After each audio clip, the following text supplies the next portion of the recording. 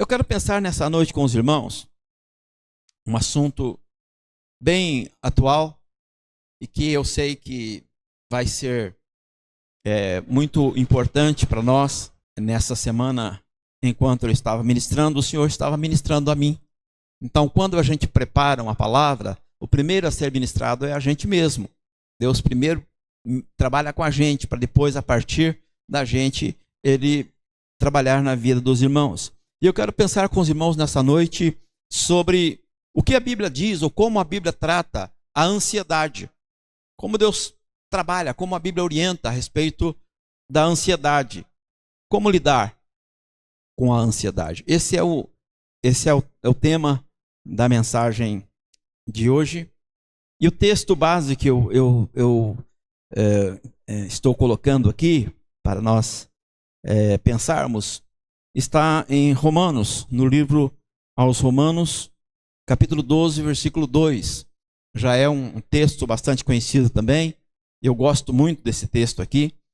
E é claro que toda a Bíblia tem um valor extraordinário, mas alguns textos são chaves, né? E esse aqui é um dos textos chaves que nós devemos estar sempre considerando ele. Romanos capítulo 12, versículo 2 diz assim: E não vos moldeis ao sistema deste mundo, mas sede transformado pela renovação da vossa mente, ou das vossas mentes, para que experimenteis qual seja a boa, agradável e perfeita vontade de Deus. Amém? Pai, nós pedimos que Teu Espírito Santo venha ministrar ao nosso coração, que sejamos abençoados, que a nossa mente seja sensibilizada e possamos não somente ouvir, mas também praticar esta palavra, que sejamos curados, fortalecidos e renovados pela Tua palavra, em nome de Jesus. Amém. Esta palavra é uma palavra muito interessante e eu quero encaixar ela nessa perspectiva da ansiedade.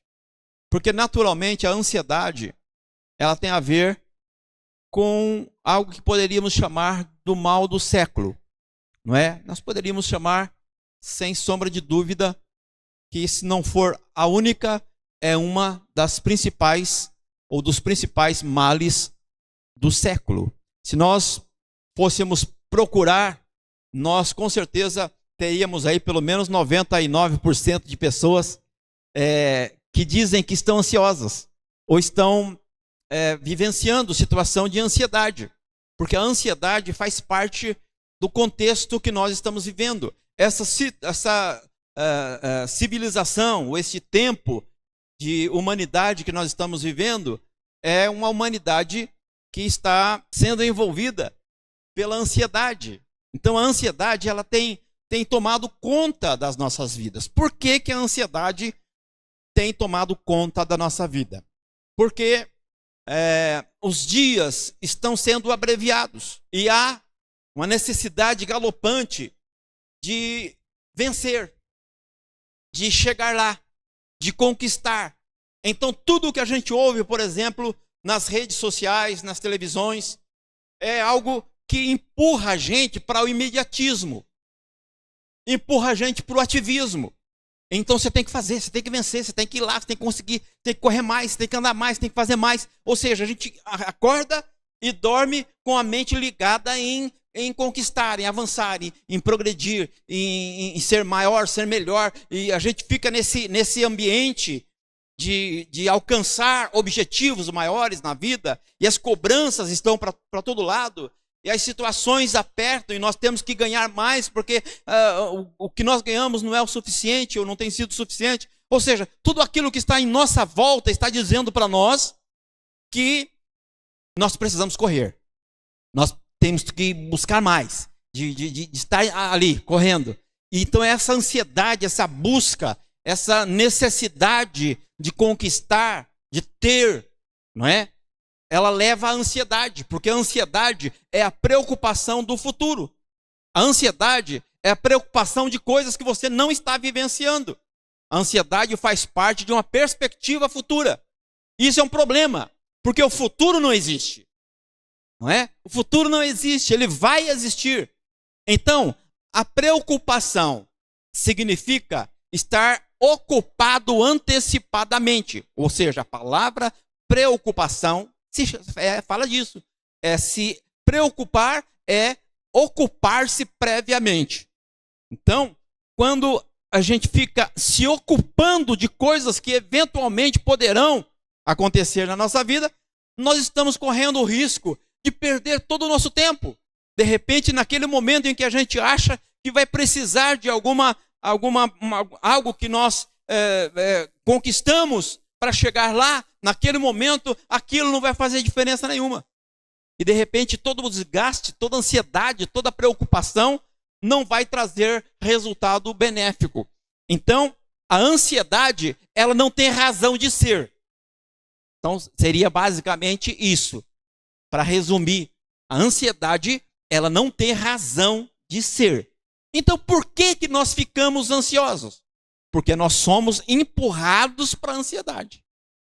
As expectativas de futuro nos levam para a ansiedade. E esse texto que nós lemos fala para a gente não se envolver ou não se conformar com o sistema do mundo. O que é conformar? Conformar tem a ver com forma, tem a ver com identificação.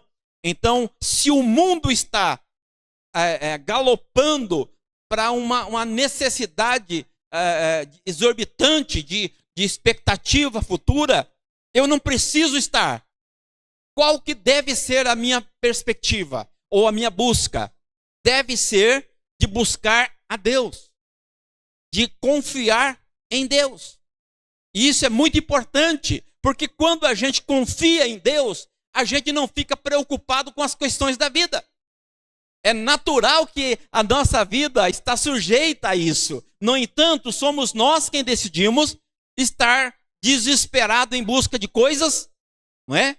E aí nós deixamos de confiar em Deus que nos dá o sustento. Então aquilo que nós precisamos, Deus nos dá. Deus pode dar além do que nós precisamos? Pode. E Ele vai dar no momento em que Ele observar no nosso coração que aquilo não é o nosso objetivo de vida. O nosso objetivo tem que ser buscar primeiramente o reino de Deus. Então todas essas coisas serão acrescentadas. E quais são essas coisas? Essas coisas são as necessidades nossas. Então as nossas necessidades são prometidas por Deus de serem atendidas. No entanto, não são as nossas vontades, mas as nossas necessidades. Nem tudo aquilo que nós queremos é o que nós necessitamos. Então muitas vezes Deus não dá aquilo que nós queremos. Por que Ele não dá? Ele não dá porque aquilo que nós queremos, nós não precisamos. E de repente aquilo que nós queremos, ao invés de nos aproximar de Deus, vai nos distanciar de Deus. E muitas vezes Deus não nos dá por causa disso. Por isso que nós devemos estar confiando em Deus. Porque naturalmente o projeto de Deus é muito melhor que os nossos projetos. E nós temos projetos. E não é pecado ter projetos. Agora, nós temos que colocar o nosso projeto diante do crivo do propósito de Deus, da vontade de Deus. Aquilo que eu quero está dentro do projeto de Deus? Então isso é muito importante. Ou seja, eu vi um pastor um dia desse falando sobre isso que eu estou falando aqui, e ele estava dizendo que diante de Deus não vão ser julgados as coisas que nós fizemos, mas vão ser julgadas as coisas que nós deixamos de fazer. E quando nós deixamos de fazer alguma coisa? Quando nós buscamos os nossos interesses e não buscamos o interesse de Deus. Então, quando os meus interesses estiverem alinhados com os interesses de Deus, então eu estou fazendo a vontade de Deus. Mas, pastor, é possível Deus projetar alguma coisa e a gente não fazer? Claro que é possível. Claro que é possível. Porque Deus não vai impor o projeto dele para nós. É nós quem decidimos seguir o projeto de Deus ou não o projeto de Deus. Ou seja, Jesus Cristo foi em muitos momentos tentado a desviar do projeto de Deus. Em muitos momentos, por exemplo, no início do ministério dele, ele foi tentado por Satanás. E nessas tentações, tinha como objetivo levar Jesus a desviar do foco, do projeto. Mas se a gente começar a ler a palavra, nós vamos ver em vários momentos Jesus falando que o projeto dele é fazer o que Deus queria que ele fizesse. Então Jesus foi perfeito, porque ele cumpriu cabalmente o projeto de Deus. E ele então vivenciou tudo que nós vivemos, passou por todas as situações que nós passamos, mas ele prevaleceu. Por que que ele prevaleceu? Porque ele cumpriu o projeto de Deus. Ele poderia ter sido um governador extraordinário no mundo, ter conquistado coisas tremendas aqui nessa terra. O próprio Satanás prometeu os reinos do mundo para Jesus. No entanto, Jesus recusou. Ele prometeu as glórias do mundo. Jesus recusou. Ou seja, aquilo que as pessoas andam correndo atrás, desesperadas para conquistar, Jesus recusou. E por que que Jesus recusou? Para dizer para nós que não é essas coisas que interessam para nós, porque lá no céu é que nós teremos a nossa eternidade. E é disso que a gente tem que pensar. Eu estava ouvindo um pastor americano falando que tinha um senhor, ele tinha dois empregados na casa dele. Ele era bem rico. E aí, ele morreu. E quando ele chegou no céu, segundo é a história, não é verdadeira, imagino, mas ele estava contando, que é uma ilustração. E aí ele disse que esse homem rico morreu. E quando ele chegou no céu, diz que o anjo do Senhor começou a andar com ele por uma estrada, e de repente ele viu um castelo muito bonito. E aí então, o homem rico falou para o anjo assim: quem que é? De quem que é esse castelo?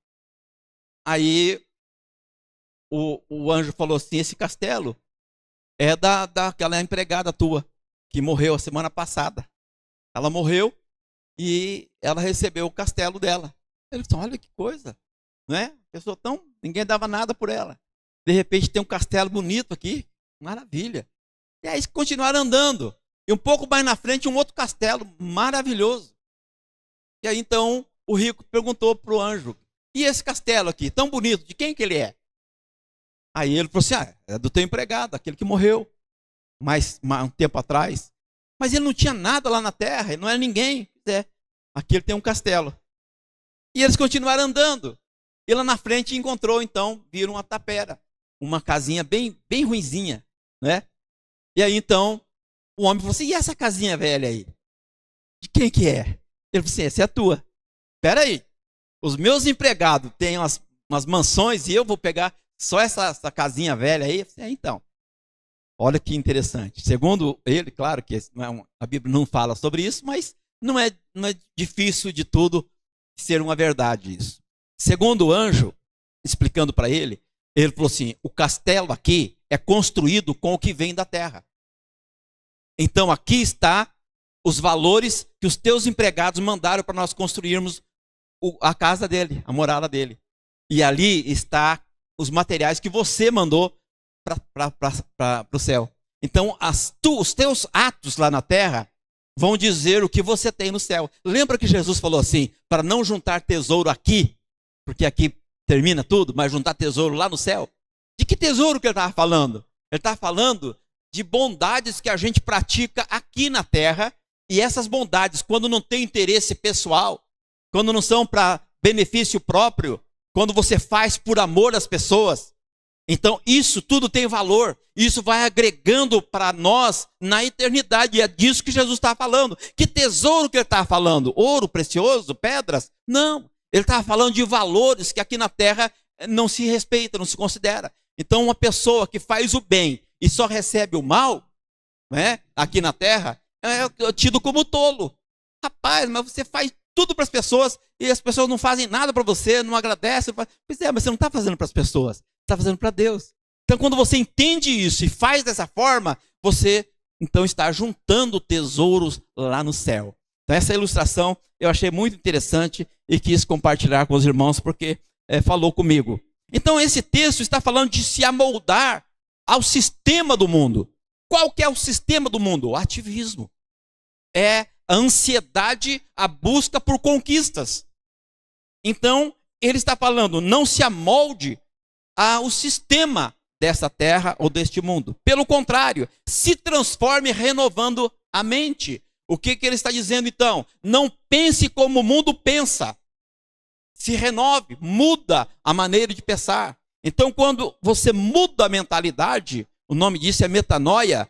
Quando você muda a mentalidade, naturalmente, você começa a pensar diferente.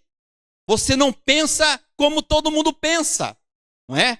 Então, quando a Juliana era pequenininha, estava indo na escola, né? Ela falava assim de vez em quando, mas as minhas amigas têm. Então, mas você não é as tuas amigas. Ah, mas as minhas amigas fazem. Pois é, mas você não é as tuas amigas, você é você. Ou seja, a gente sempre ensinou os nossos filhos a serem eles, não serem aquilo que as pessoas são. Porque quando a gente quer ser o que os outros são, consequentemente, a gente vai ser envolvido pelo sistema que opera na humanidade. Então, eu não tenho que ser o que o outro é. Eu tenho que ser aquilo que Deus me chamou para ser. Esse é um princípio do reino de Deus. E é muito importante isso. Então, para que eu possa experimentar a boa, perfeita e agradável vontade de Deus, eu tenho que transformar a minha mente saindo do sistema. Saindo da bolha, como diz o ditado aí, né? Saindo do sistema. Porque o sistema quer dominar a gente. O sistema quer fazer com que a gente fique preso no conceito do mundo. Não é? Então é importante a gente considerar estas verdades. Então tem uma palavra que eu sempre ouvia do pastor Adolfino. E esta palavra sempre vem à minha mente. Uma palavra que Lutero dizia. E o pastor Adolfino sempre estava citando esta palavra. Ele diz assim, a palavra de Martim Lutero: não podemos impedir que os pássaros voem nas nossas cabeças, ou sobre as nossas cabeças, mas podemos impedir que os pássaros façam ninhos na nossa cabeça. É impossível que a gente não pense coisas que não gostaríamos de pensar, ou que não deveríamos pensar. Agora, nós podemos sim selecionar os nossos pensamentos, dar valor a pensamentos que têm valor, e não pensar o que nos é sugerido a pensar. E essa palavra que Lutero falava é muito importante. Então, nós não precisamos de pensar como o mundo pensa. É basicamente isso que Lutero estava falando. Então, a nossa fala vai determinar o nosso comportamento. Então, o que nós devemos fazer? Nós devemos estar atentos para não ficarmos presos nos conceitos desta terra. E eu coloquei um texto aqui para dar base nisso que eu estou falando, sobre metanoia. Lá em Joel capítulo 3, versículo 10, tem um versículo muito, muito significativo, que Joel fala assim: forjai as espadas das vossas enxadas e lanças das vossas foices. Diga o fraco, eu sou forte. Um fraco dizendo, eu sou forte, é alguém que tem uma mente renovada. É alguém que pensa fora da casinha. Porque aquele que está no sistema, pensa conforme o sistema dita. Então alguém que é fraco e fala, eu sou forte, é alguém que pensa fora da casinha. É alguém que não pensa o que todo mundo pensa. Porque o natural é o fraco dizer, eu sou fraco. Mas o profeta está dizendo, o fraco diga, eu sou forte. Ou seja, sai da bolha. Sai da mentalidade humana. É isso que Romanos 12, 2 está falando. Renove a tua mente. Não pense como o mundo pensa. Então, quando você sai da bolha e não pensa como o mundo pensa, você não fica buscando ativismo para conquistas. Pelo contrário, você vai buscar aquilo que é essencial para você, para a tua vida. E não é possível imaginarmos que o essencial para a nossa vida está aqui nessa terra. Porque essa terra não tem nada de bom para nós, apesar de ser criado por Deus. No entanto, essa terra foi contaminada pelo pecado. E a Bíblia diz que a natureza geme esperando a manifestação dos filhos de Deus. Ou seja, a natureza está dizendo com os tornados, com os tremores de terra, não é? Com os tsunamis e com tanta coisa que está acontecendo, e com certeza vai piorar a situação, porque o pecado vai se avolumando. Você começa a ver as notícias, você começa a entrar em depressão, porque são notícias ruins. Eu há muitos anos não assisto mais jornais e televisão, porque infelizmente você só recebe notícias ruins, negativas, porque é isso que dá Ibope, é isso que eles colocam lá. Então eles estão trazendo a população para pensar de uma forma tacanha, mesquinha, negativa. E o povo então fica envolvido naquilo, e ele fica então se absorvendo, se alimentando do negativismo. E a mentalidade dele vai ser conformada com aquilo que está vendo na televisão ou nas redes sociais. Precisa sair da casinha. Eu quero então pensar, e eu tenho alguns minutos, meia hora, espero, para estar pensando sobre 4 tópicos, e eu vou tentar ser breve, sobre a ansiedade, não é? As situações que envolvem a ansiedade que a Bíblia fala. Então, a ansiedade é um sofrimento desnecessário. Por quê? Porque é a antecipação de uma possibilidade futura. A ansiedade fala disso. Então, o ansioso, ele está ou é ansioso, fica ansioso, porque ele se preocupa, ou seja, ele se ocupa de situações que eventualmente possa vir a acontecer. Então, toda vez que você começa a pensar em coisas que eventualmente vai acontecer, você começa a ficar ansioso. E a ansiedade, então, é um sofrimento desnecessário. Por quê? Você pode e deve se preparar para o futuro, mas você não precisa se ocupar com o futuro. E aí, então, o sofrimento da ansiedade é um sofrimento desnecessário. Eu quero pensar, então, em 2 textos sobre esta temática. Primeiro, em Mateus capítulo 6, versículo 34, que diz assim: portanto, não vos preocupeis com o dia de amanhã, pois o amanhã trará suas próprias preocupações. Jesus falando, é suficiente o mal que cada dia traz em si mesmo. Ou seja, cada dia tem o seu mal. Basta isso. Não se apegue ao mal do futuro. Não fique na perspectiva de que o futuro você tem que se preparar de uma forma extraordinária para o futuro. Infelizmente, quem está envolvido nisso vai perder tempo, ao invés de buscar o reino de Deus para juntar tesouros no céu. Então, Jesus está falando, não se preocupe com o dia de amanhã. Basta cada dia o seu mal. Então, se envolva em tratar dos teus problemas hoje. É claro que devemos nos preparar para o futuro. Agora, se preparar para o futuro é diferente de se preocupar com o futuro. São coisas diferentes. Ou seja, se eu quero uma condição de vida melhor lá na frente, eu preciso estudar. Eu preciso fazer um treinamento. Eu preciso buscar caminhos que vai me habilitar hoje para estar melhor amanhã. Eu vou evitar de tomar decisões precipitadas que vão me trazer consequências futuras. Ou seja, eu tenho que me preocupar hoje, ou seja, estar trabalhando com o hoje, porque o hoje tem os seus males. Mas não ficar preocupado com o futuro. A outra verdade está em Lucas capítulo 12, versículos 25 e 26. A ansiedade, ela não ajuda, nunca ajuda. Olha só, Lucas 12, 25 e 26. Quem de vós, Jesus falando, por mais ansioso que possa estar, é capaz de prolongar, por um pouco que seja, a duração da sua vida? Por mais preocupado que a gente esteja, quem de nós seria capaz de prolongar um pouco mais da nossa vida? Não é possível. Não tem como. Nós podemos sim antecipar, mas prolongar não. E como que você antecipa, pastor? Antecipa quando eu não me cuido de mim, não cuido da minha saúde, não cuido da minha mentalidade, da minha cabeça. Quando eu fico fazendo coisas que eu não deveria fazer, agindo de forma errada.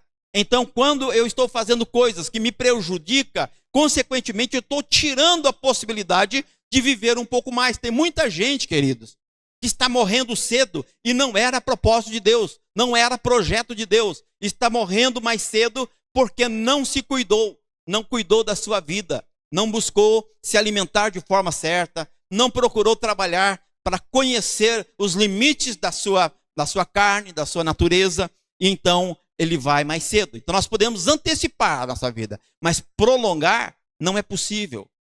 Nós precisamos estar então, porque todos nós nascemos para viver um tempo. A Bíblia diz que é 70 a 80 anos, o que passa disso é enfado e canseira. Ou seja, quem passa de 80 está no lucro, porque o limite é esse. Nós vamos ver, a maioria da humanidade, ela morre cedo, e normalmente morre por causa de descuidos. Então é importante estar atento a isso. E o versículo 26, Jesus continua dizendo: considerando que vós não podeis fazer nada em relação às pequenas coisas da vida, por que vos preocupais com todas as outras? Se com as coisas essenciais da vida não faz com que você tenha mais vida ou prolongue os teus dias de vida, se isso você não tem domínio, por que se preocupar com coisa mais distante que você, menos possibilidade de ter domínio? Então, se você não tem domínio do hoje, como teria do amanhã? É isso que Jesus está falando aqui. Então, esta é a grande verdade. A ansiedade não traz benefício. Não vale a pena estar envolvido na ansiedade. E a ansiedade tem a ver com mentalidade, metanoia. É necessário mudar a chave, começar a se cuidar para pensar coisas que edificam e não coisas que te colocam para baixo. Então não esteja envolvido antecipadamente com problemas que eventualmente, possivelmente virá a acontecer. A segunda verdade que eu quero pensar com vocês é que a ansiedade, ela distorce a realidade. Ansiedade distorce a realidade. E eu quero então pensar em dois textos com os irmãos sobre essa verdade. Primeiro está em Provérbios capítulo 12, versículo 25, que diz assim: o sábio Salomão falando: o coração ansioso deprime o ser humano. Ou seja, a ansiedade deprime. Tem muita gente em depressão, irmãos. Depressão é resultado, claro, tem problemas orgânicos, químicos envolvidos, é natural, mas a depressão é consequência da ansiedade. A ansiedade leva à depressão. E é isso que Salomão está dizendo: o coração ansioso deprime o ser humano, mas uma palavra de encorajamento o anima. Ou seja, busque palavras positivas, palavras de encorajamento, palavras de vitória. Por isso que eu coloquei aquele texto: diga o fraco, eu sou forte. Muda a mentalidade, muda a linguagem, muda o comportamento. São coisas que têm a ver com mudança de mente. Então, se eu mudo a minha mentalidade, a minha forma de pensar, eu vou mudar também os resultados da minha vida. Por isso é muito importante estar cuidando com a mentalidade, porque a mente sadia, ela vai nos dar benefícios para o nosso corpo físico, para a nossa alma e para o nosso espírito. Então, a ansiedade, ela deprime. Depois, lá em Mateus capítulo 6, versículos 22 e 23, tem uma palavra de Jesus. A ansiedade, ela também adoece o corpo físico, não só a alma, mas o físico. Nós estamos falando sobre cura interior nessa apostila que nós estamos fechando agora, nesta semana, e fala sobre os traumas da alma. Não é? Quantas pessoas estão sofrendo de forma exagerada porque a alma está ferida, porque ela está com rancor no coração, ela está com ódio, com decepções, não é? Com traumas interiores, e está com a alma machucada. E muitas pessoas estão adoecidas por causa de feridas na alma. E é necessário, então, buscar a cura dessas feridas.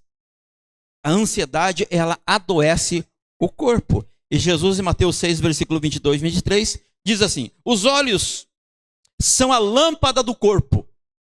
Portanto, se os teus olhos forem bons, o teu corpo vai estar em plena luz. Porém, se os teus olhos forem maus, todo o teu corpo estará em absoluta escuridão. Por isso, se a luz que há em ti são trevas, quão tremendas trevas serão. O que Jesus está falando? Os olhos são a lâmpada do corpo. Os olhos não são a luz, mas são a lâmpada. Ou seja, as possibilidades de ter clareza dependem dos meus olhos. E aqui ele não está falando de um órgão do sentido, dos 5 sentidos no ser humano. Ele está falando de perspectiva. Se as tuas perspectivas forem boas, você vai estar bem. Mas se as tuas perspectivas forem negativas, forem ruins, você vai estar em trevas. Ou seja, dependendo da tua perspectiva, vai acontecer a coisa boa ou a coisa ruim com você. Se os teus olhos forem bons, você vai estar em luz. Se os teus olhos forem maus, não é se você não enxergar bem. É se os teus, ou seja, se você ver as coisas na perspectiva errada, negativa, você vai se alimentar daquilo. Então não vale a pena, queridos, estar envolvido na negatividade, porque a negatividade vai te puxar para baixo. Ela vai te definhar. E naturalmente você vai ter problema de saúde, porque isso vai te levar à depressão. Você pode prestar atenção, todo depressivo, ele está para baixo. Tem depressivo que não quer sair do quarto. Ele quer ficar no quarto, mais do que isso, quer ficar no quarto escuro. Se possível, sem nenhum barulho. Ou seja, ele quer ficar sozinho. Ele não consegue viver, ele não consegue ter um relacionamento. Por quê? Porque ele está doente. E isso tem a ver com mentalidade. Por isso é importante cuidar da mente. Buscar uma mentalidade saudável, sadia, né? Buscar estar se animando. O que seria um caminho importante para essa técnica? É você ser grato por tudo. Quando você começa a ser grato por tudo, você começa a ver valores das coisas pequenas. Quantas vezes a gente passa tempos sem olhar para um pássaro ou ouvir o canto do pássaro? Mas tem pássaro para todo lado. Tem canto de pássaro para todo lado. No entanto, a gente não percebe. A gente não vê a abelha voando. A gente não avalia, não considera o que está em nossa volta e que poderia nos trazer pensamentos e sentimentos saudáveis. E nós não valorizamos. Nós pisamos as flores e nós não valorizamos elas. Nós não paramos para ver. O sábio Salomão diz que nem os homens mais ricos, reis da terra, se vestem como os lírios dos campos. E nesse mesmo texto, Jesus diz que o Pai cuida desses lírios, que nasce hoje e amanhã morre. Ou seja, é tão volátil, é tão efêmero, mas Deus cuida deles. E Jesus fala assim, se Deus cuida deles, não cuidaria de você?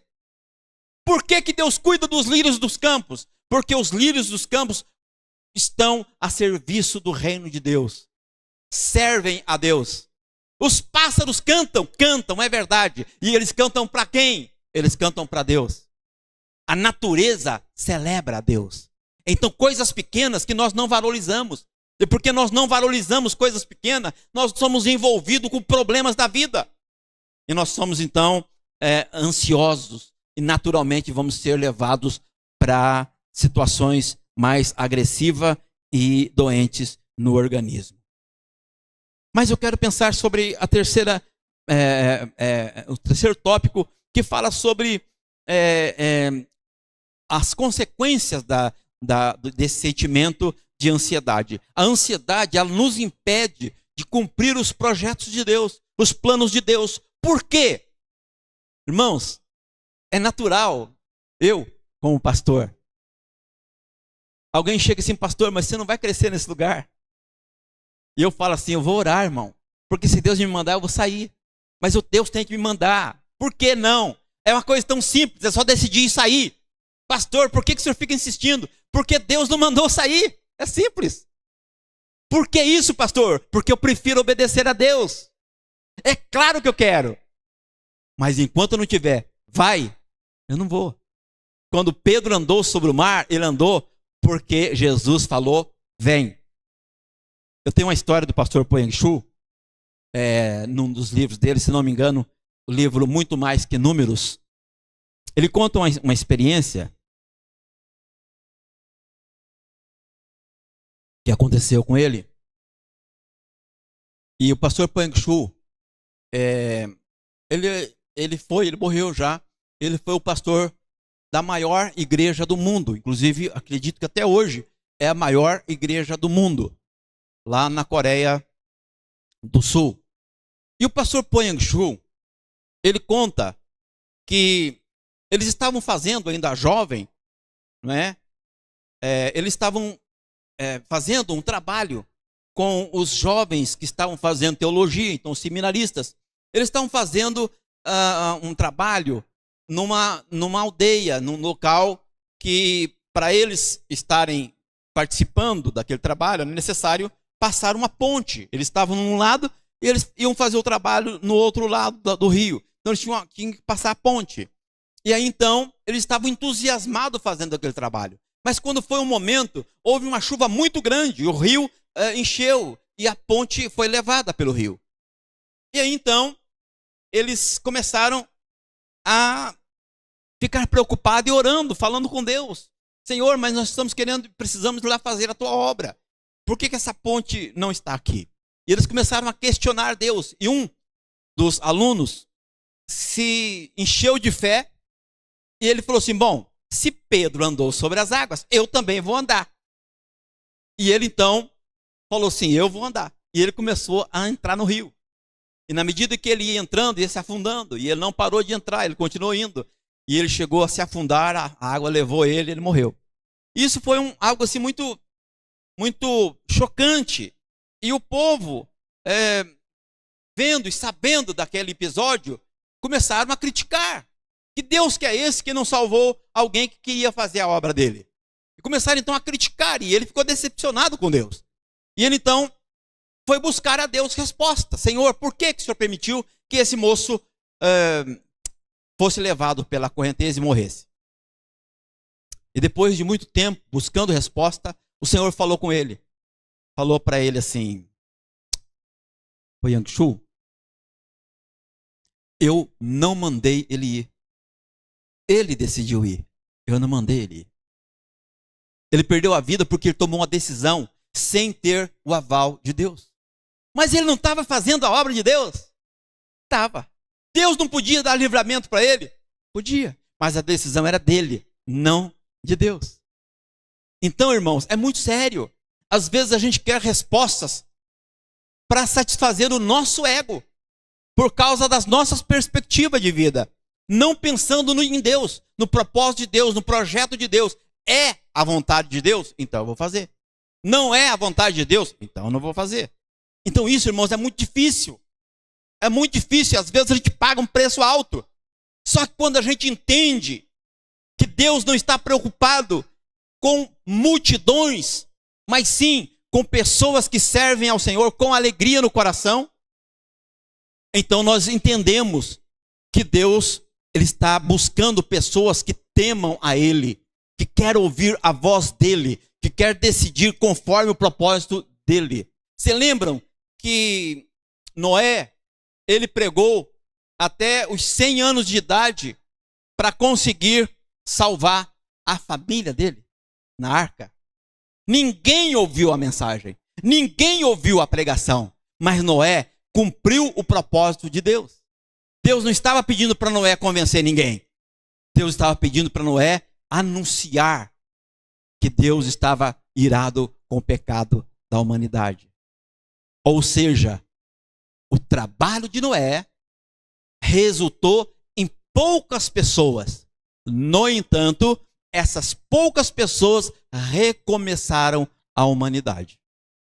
Veja a importância de buscar ao Senhor, buscar fazer a vontade de Deus. Então a ansiedade muitas vezes nos leva a precipitar em tomar decisões que não são decisões segundo o propósito de Deus. E eu quero então pensar sobre dois textos para dar base nesta palavra. A ansiedade atrapalha. Lucas capítulo 12, versículos 29 a 31. A 30, diz assim: Não procureis, pois, ansiosamente o que haveis de comer ou beber. Não empenhareis o vosso coração nessas preocupações. Versículo 30. Porquanto o mundo pagão é que peleja por essas coisas. Entretanto, todavia, porém, o vosso Pai sabe perfeitamente do que necessitais. Olha essa palavra de Jesus. Ele está falando: não fique ansioso, se preocupando com o que comer ou beber. Porque Deus sabe que você precisa se alimentar. Ou seja, se você confiar, Deus vai abrir portas. Se você buscar, Deus vai prosperar você. Se você confiar em Deus, Deus vai trazer aquilo que você precisa para manter a tua vida. Eu cresci num lar que não tinha muita coisa. Não tinha poder aquisitivo, não tinha possibilidade de ter coisas grandes. Os meus pais eram pobres, eram servos, eram empregados. E naturalmente essa foi a minha situação de vida. Então eu passei dificuldade, eu passei necessidade, inclusive de comida. No entanto, a minha mãe e o meu pai, eles sempre estavam buscando em Deus. Senhor, nós precisamos de providência. Senhor, nós não temos alimento.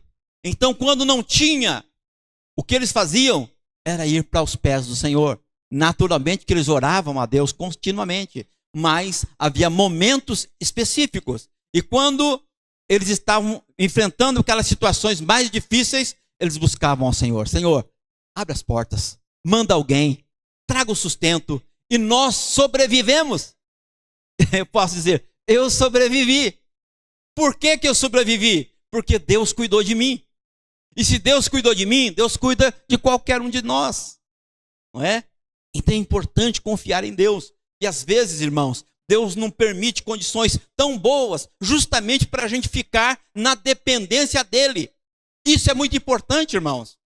Muitas vezes, né, tem uma palavra de Jesus que ele fala que é muito difícil o rico entrar no reino de Deus. Por que é difícil o rico entrar no reino de Deus? Porque é rico? Não. É porque o rico se sente sem necessidade. Ele não precisa. Então ele não busca a Deus, ele não clama a Deus, ele não precisa de Deus. O dinheiro traz aquilo que ele precisa. Então isso para ele basta. Então quanto mais rico, menos busca a Deus. Era disso que Jesus estava falando. Então, irmãos, Deus sempre está buscando pessoas que queiram estar perto dele. E Jesus não vai vir buscar pessoas poderosas. Jesus vai vir buscar íntimos. E íntimo, muitas vezes, irmãos, são pessoas desprovidos de bens, de condições. E é isso que Deus valoriza. Não é que a pobreza agrada ao coração de Deus. Não é isso que a palavra está dizendo. Até porque os grandes vultos da Bíblia eram ricos. Por exemplo, Abraão era rico, riquíssimo. Jó era rico, Ló era rico, Jó rico, né? Isaac rico, né? Jacó rico. Ou seja, se nós formos olhar, os grandes homens da Bíblia, né, eram ricos. Nem por isso deixaram de ser temente a Deus. Então não se trata da riqueza pela riqueza, mas se trata do coração em Deus ou nas riquezas. O segundo texto que eu quero ler está em Isaías 41:10.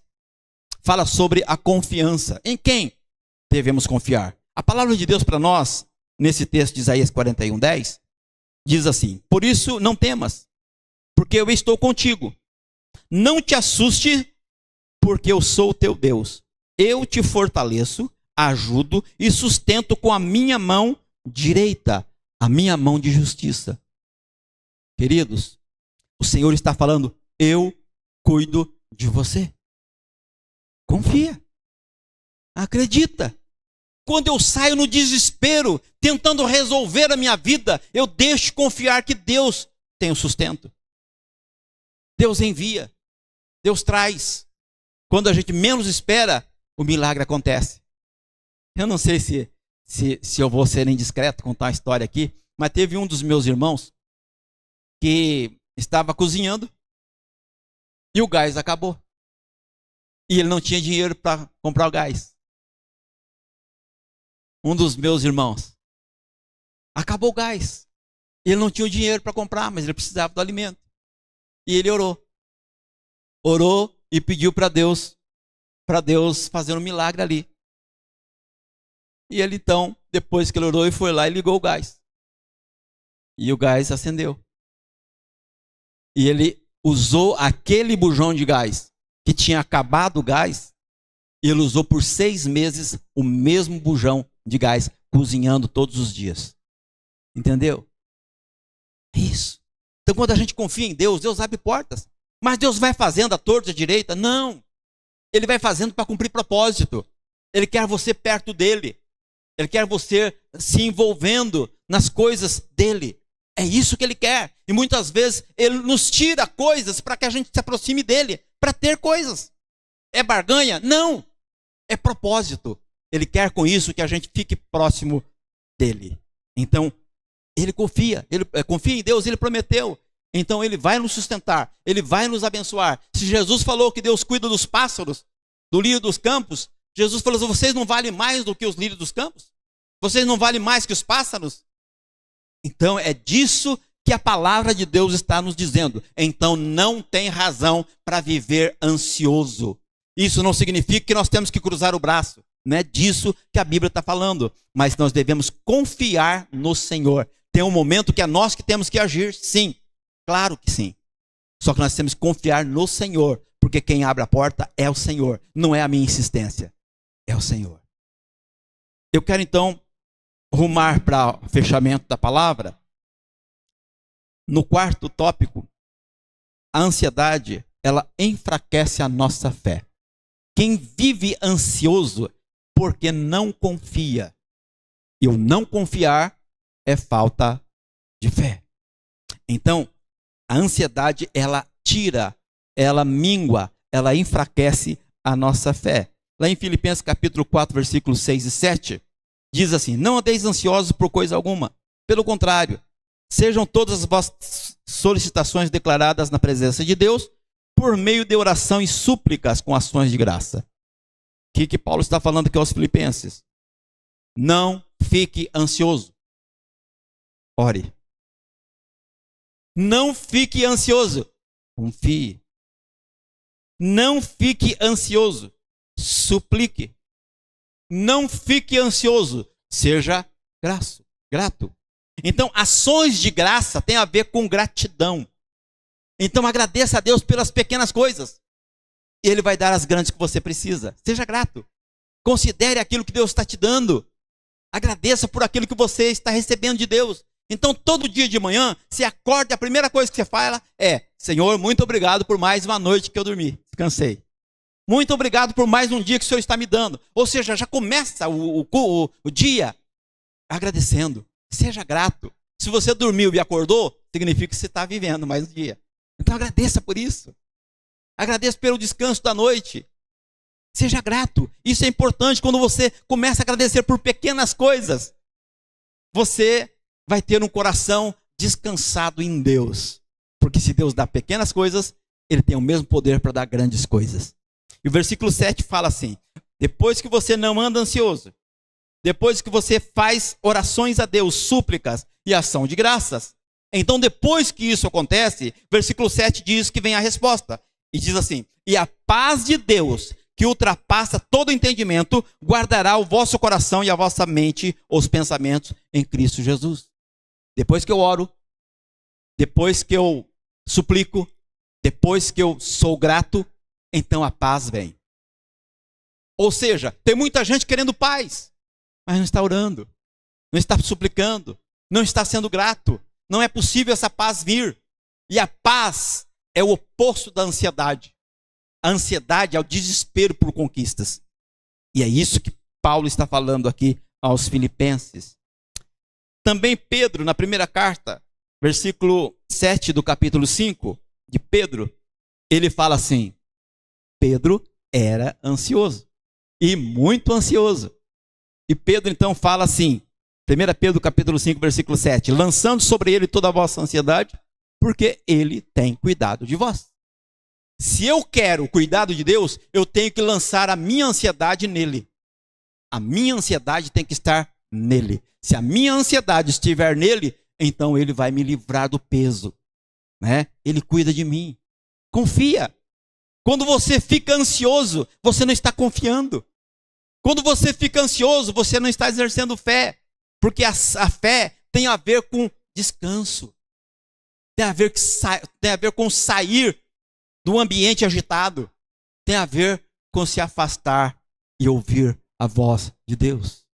Deus não fala na turbulência, no barulho. Deus fala no momento sereno. Quando você descansa o teu coração e confia em Deus, Deus começa a falar com você. E você está sensível e capaz de ouvir a voz de Deus. É necessário estar atento para essas verdades. Eu quero pensar então, já concluindo essa mensagem, em alguns textos, eu quero só lê-los para poder estar fechando esta mensagem. Eu quero pensar sobre estas confianças, ou essas palavras de confiança que Deus nos leva a ter, né, confiar nele. No Salmo 121, versículo 2, diz assim: o socorro vem do Senhor, o Criador dos céus e da terra. Eu preciso acreditar nisso. O meu socorro vem do Senhor, que fez o céu e fez a terra. Em Mateus capítulo 6, versículo 26, Jesus fala assim: contemplai as aves dos céus, não semeiam, não colhem, nem armazenam em celeiro, contudo, vosso Pai Celestial as sustentam. Não tendes vós mais valor do que as aves? Se Deus cuida das aves, não cuidaria de você? Confia nisso.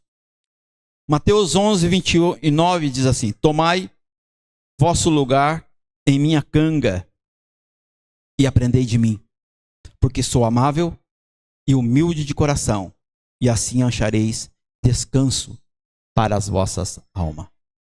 Aprendei de mim, Jesus diz, porque eu sou manso e humilde de coração. Se vocês aprenderem de mim, vocês vão encontrar descanso para as vossas almas.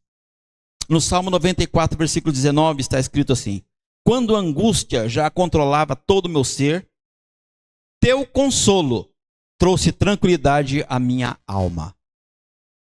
Olha como é profundo. Quando estou angustiado, quando eu estou perdendo o controle, a bênção de Deus vem sobre a minha vida. A paz de Deus envolve meu coração e me traz alívio, me traz descanso, me traz tranquilidade. Eu preciso confiar no Senhor.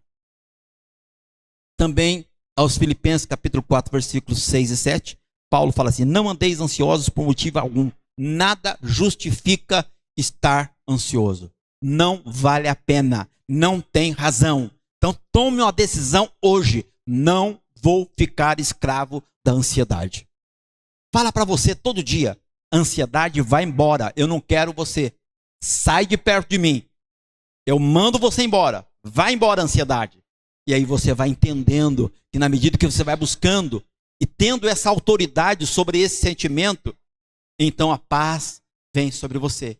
E você vai usando da autoridade que Deus te deu para que você então seja vencedor e consiga vencer a ansiedade. E o último texto que eu quero fechar esta ministração é que o medo é o resultado da ansiedade. A ansiedade nos leva ao medo e o medo anula a fé.